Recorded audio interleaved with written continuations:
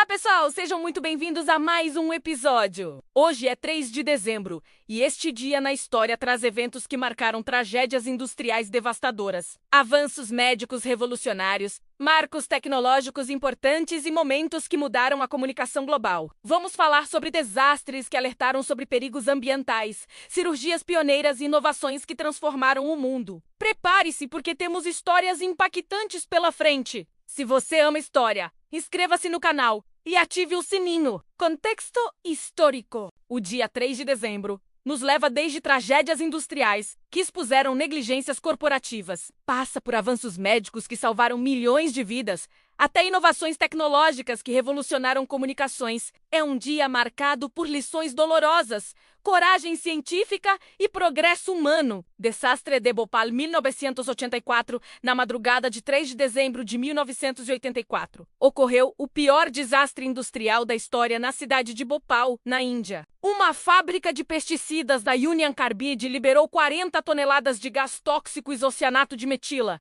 matando milhares instantaneamente e afetando centenas de milhares. Este desastre revelou os perigos mortais de negligência corporativa e regulamentação fraca. A Union Carbide operava uma fábrica em Bhopal produzindo pesticida. Desde 1969, a planta foi construída em área densamente povoada, cercada por favelas onde trabalhadores pobres viviam. A empresa americana cortou custos sistematicamente durante anos. Sistemas de segurança foram desativados ou mal mantidos. Treinamento de funcionários era inadequado. Equipamentos defeituosos não eram consertados. Na noite de 2 para 3 de dezembro, água entrou em um tanque contendo isocianato de metila, substância altamente tóxica. Isso desencadeou reação química exotérmica. A temperatura e pressão subiram perigosamente. Válvulas de segurança que deveriam neutralizar gases não funcionaram. Um sistema de lavagem com água estava desligado. Uma torre de queima, que deveria destruir gases vazados, estava em manutenção. Por volta da meia-noite, o tanque explodiu. 40 toneladas de gás mortal escaparam, formando nuvem tóxica que se espalhou pela cidade adormecida. O gás era mais pesado que o ar, descendo para áreas baixas onde pobres viviam em barracos. Pessoas acordaram sentindo olhos ardendo, pulmões queimando, vomitando, sufocando. Milhares morreram nas primeiras horas, muitos enquanto dormiam. Outros morreram nos dias seguintes. Hospitais foram inundados com 500 mil afetados. Médicos não sabiam como tratar porque a Union Carbide recusou inicialmente a revelar a composição exata do gás, alegando segredo comercial. Pessoas ficavam cegas, sofriam danos pulmonares permanentes, desenvolviam problemas neurológicos. O número exato de mortos é disputado. Estimativas oficiais falam em 5 mil mortos imediatos. Organizações independentes calculam 15 a 20 mil mortos nas semanas seguintes. Centenas de milhares ficaram com problemas de saúde permanentes. 40 anos depois, nascimentos com defeitos ainda são mais comuns em Bhopal. O solo e água permanecem contaminados, porque a Union Carbide nunca limpou adequadamente o local. Warren Anderson, CEO da Union Carbide, visitou Bhopal após o desastre e foi brevemente preso, mas logo liberado e fugiu da Índia. Ele nunca voltou para enfrentar acusações criminais. A Índia pediu extradição repetidamente, mas os Estados Unidos recusaram. Anderson morreu em 2014 sem nunca responder por seus crimes. A Union Carbide pagou apenas 770 milhões de dólares em compensação, em 1989, menos de 500 dólares por vítima. A empresa foi posteriormente comprada pela Dow Chemical, que recusa a responsabilidade pelo desastre. Sobreviventes ainda lutam por justiça e compensação adequada. Bhopal transforma-se em símbolo de injustiça ambiental. Expôs como corporações multinacionais operam com padrões mais baixos em países pobres. Revelou cumplicidade de governos que priorizam investimento estrangeiro sobre segurança de cidadãos. O desastre levou a regulamentações industriais mais rigorosas em muitos países. Mas lições ainda não foram totalmente aprendidas. Fato secundário 1. Primeiro transplante de coração humano, 1967, em 3 de dezembro de 1967. O cirurgião sul-africano Christian Barnard realizou o primeiro transplante de coração humano bem-sucedido no Hospital Groote Schuur, na cidade do Cabo, África do Sul. É Esta cirurgia revolucionária abriu nova era na medicina e ofereceu esperança para milhões com doenças cardíacas terminais. O paciente era Louis Washkansky, um merceeiro de 54 anos sofrendo de doença cardíaca grave. Seu coração estava tão danificado que morreria em semanas. A doadora era Denise Darville, uma jovem de 25 anos que havia sido mortalmente ferida em acidente de carro. Barnard e sua equipe trabalharam por 9 horas. Removeram o coração danificado de Washkansky, deixando átrios traseiros intactos. Conectaram o coração de Darville aos grandes vasos sanguíneos. Quando o coração transplantado foi aquecido e recebeu sangue, começou a bater. Era funcionamento miraculoso. A notícia chocou o mundo. Jornalistas cercaram o hospital. Barnard tornou-se celebridade instantânea.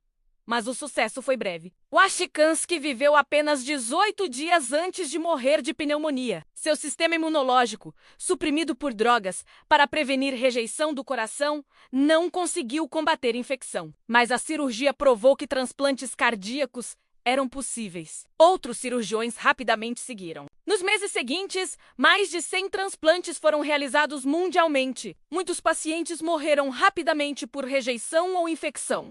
Mas, gradualmente, técnicas melhoraram. A descoberta da ciclosporina em 1970, droga imunossupressora eficaz, transformou transplantes experimentais em procedimentos viáveis. Hoje, milhares de transplantes cardíacos são realizados anualmente com taxas de sobrevivência excelentes. Pacientes vivem décadas com corações transplantados. Barnard abriu caminho para transplantes de outros órgãos que salvaram milhões de vidas. Fato secundário 2. Envio do primeiro SMS 1992 em 3 de dezembro de 1992. O engenheiro britânico Neil Papworth enviou a primeira mensagem de texto SMS da história. De um computador, ele enviou Merry Christmas para o telefone celular de Richard Jarvis, diretor da Vodafone. Esta mensagem simples iniciou revolução em comunicações que transformou como bilhões de pessoas interagem. SMS, Short Message Service, foi desenvolvido como recurso secundário da telefonia móvel. Engenheiros pensaram que seria útil para operadoras enviarem notificações para clientes. Ninguém imaginou que se tornaria forma dominante de comunicação pessoal. Inicialmente, telefones não tinham teclados adequados para digitar. Usuários tinham que pressionar teclas numéricas múltiplas vezes para cada letra. Era tedioso, mas jovens adotaram entusiasticamente. SMS era discreto, assíncrono e barato comparado a chamadas. Nos anos 2000, SMS explodiu globalmente. Bilhões de mensagens eram enviadas diariamente. Abreviações como você por você, também por também e beleza por beleza tornaram-se linguagem própria. SMS transformou o namoro, permitindo flertes discretos. Mudou negócios, facilitando comunicação rápida. Até movimentos políticos usaram SMS para organizar protestos. SMS também teve lado sombrio. Cyberbullying emergiu como problema. Golpistas usaram mensagens para fraudes. Ditadores monitoraram mensagens para reprimir dissidentes. Mas impacto geral foi democratização de comunicações. Hoje, SMS foi amplamente substituído por aplicativos como WhatsApp e Telegram, que oferecem funcionalidades mais ricas. Mas a ideia central, mensagens de texto curtas e assíncronas, permanece fundamental para como nos comunicamos. Em 3 de dezembro de 1818, Illinois tornou-se o 21º estado dos Estados Unidos. Em 1947, a teatral Um Bonde chamado Desejo de Tennessee Williams estreou na Broadway lançando Marlon Brando ao estrelato. Em 1992, o teste de mensagens de texto foi realizado pela primeira vez. Em 2007, a Venezuela rejeitou por referendo as reformas constitucionais propostas por Hugo Chávez, que teriam eliminado limites de mandato presidencial. O desastre de Bhopal expõe injustiças estruturais do capitalismo global. Corporações maximizam lucros cortando custos de segurança, especialmente em países pobres com regulamentação fraca. Quando desastres ocorrem, ricos escapam de responsabilidade enquanto pobres sofrem e morrem. 40 anos depois, Bhopal ainda clama por justiça, lembrando que vidas em países pobres são tratadas como descartáveis. O primeiro transplante cardíaco demonstra coragem de pioneiros médicos e poder da inovação científica. Barnard arriscou reputação e carreira para tentar procedimento considerado impossível. Embora Washkansky tenha vivido apenas 18 dias, a cirurgia provou conceito que salvaria milhões posteriormente. Progresso médico exige disposição para tentar o que parece impossível. O primeiro SMS parece trivial comparado a Bhopal e transplantes cardíacos, mas transformou profundamente sociedade. Comunicações moldaram como humanos se organizam, amam, trabalham e protestam. Tecnologias aparentemente simples podem ter impactos revolucionários imprevistos. Então, pessoal, hoje vimos como o dia 3 de dezembro foi marcado pelo terrível desastre de Bhopal em 1984, o primeiro transplante de coração humano em 1967 e o envio do primeiro SMS em 1992. E você, conhecia a tragédia de Bhopal? Acha que empresas deveriam pagar mais por desastres? Usa muito SMS ou migrou para outros aplicativos? Deixe nos comentários. Seboque! Gosto, deixe seu like e compartilhe com alguém que ama história. Amanhã vamos falar sobre o dia 4 de dezembro. Não perca! Até amanhã!